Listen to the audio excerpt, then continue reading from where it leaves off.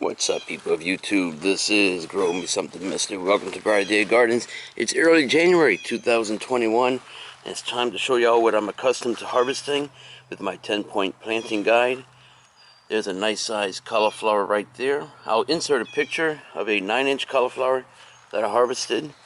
This is what we got going on so far with the cauliflower bed. Harvested several of them.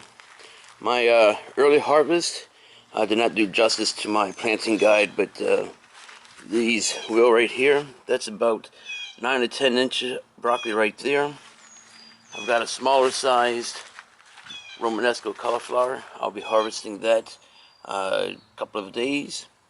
I've got another cauliflower right here. It's not quite ready to harvest. Probably another week or so, and I'll see about harvesting that. And I've got this bad boy here. This is easily a 10-inch broccoli, and it's still tight actually, but it's time to harvest this. It's about 10 inches in diameter right there. So we'll go ahead and harvest this, and I think y'all agree that this harvest will be quite legend. Wait for it.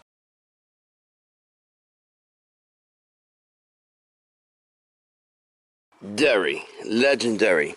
Check out the size of that broccoli right there. I'll even put my hat next to it so you can see relationship size. Yeah, that's a big boy right there. So that's it. That's what I'm used to with my 10-point planting guide, not the puny stuff that you saw early on. We had 3 hurricanes to contend with that whipped up my plants pretty good. These were a little bit safer, different area. So I've got a nice cauliflower right there, one of those multi-head cauliflowers. You'll see what happens with the base of the plant right there.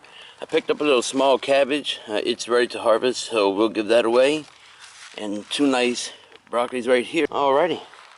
I thank y'all very much for watching. This is Grow Me Something Mister. And remember, no, I don't have an exit line yet, so see you later, everybody.